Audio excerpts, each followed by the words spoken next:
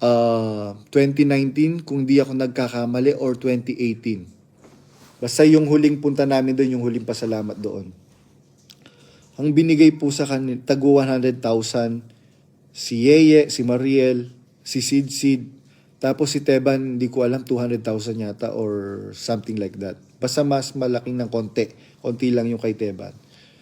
Samantalang yung pong mag-asawa na yon, talagang lahat ng kinikita po nila noon, dinidiretso nila kay Brother Eli. Kaya ako personally, nalungkot ako dun sa ngayon ko lang na-realize kung ano man yung mga nagiging action nila ngayon dahil teka, parang napag-isip nila, teka, it's about time to save for our children as well. Itong mga hinayupak na mga KNP na to na wala namang contribution kay Brother Eli,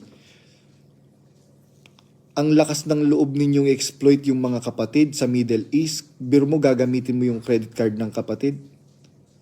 Di ka ba, sa bagay, ang mga ganyang mga tao, walang konsensya yung mga yan. Yan si Robert Naboa. Biro mo, saan ka kukuha ng pera? Pag magpapasalamat, pupunta ng New Zealand si Daniel Rason. Langkay kayo, buong pamilya mo, 5 kayo. 3 anak mo, tapos kayong 2 mag-asawa. Magkano ang pamasahe from Singapore to New Zealand? 4,000 SGD. Alam niyo po ba magkano ang 4,000 SGD? That is roughly 120,000 pesos. So, 120,000 pesos, sabihin na natin 110,000 na lang.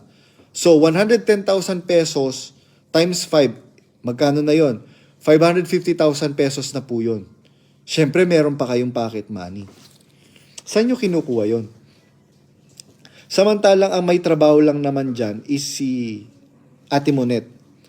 Tapos meron kayong... Saan nyo kinuha yung pinambili nyo ng kotse? Saan nyo kinuha yung pinambili nyo ng bahay? Sa Singapore. Ang hirap makabili ng bahay dyan sa Singapore. Kahit professional ka. Tapos nakabili ka pa ng sasakyan.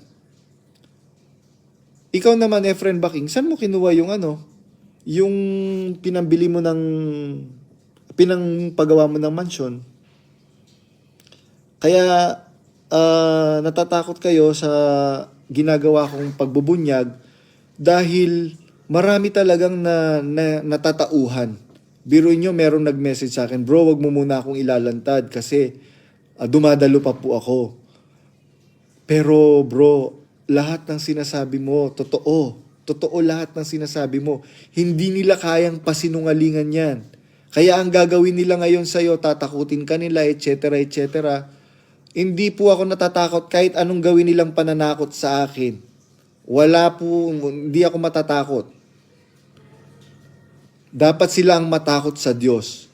Di ka natatakot, Daniel Rason? Kinukonsinti mo yung iyong mga magulang. Anong klaseng mangangaral ka? Anong klaseng leader ka na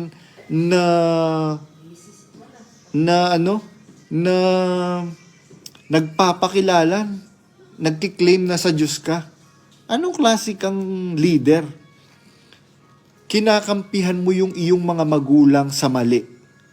Hindi ba, Daniel Rason, kilala mo yung sinasabi kong matandang lalaki na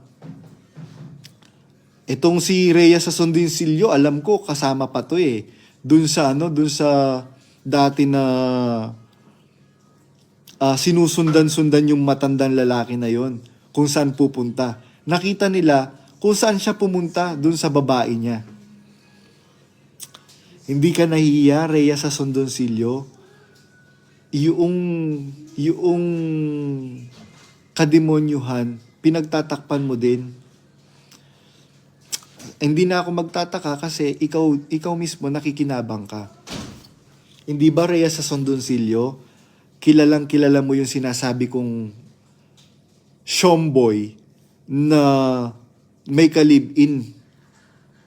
Alam nyo, napaka-hipokrito ng mga nasa MCGI. Hindi naman po lahat I'm not pertaining to all MCGI. I am pertaining to those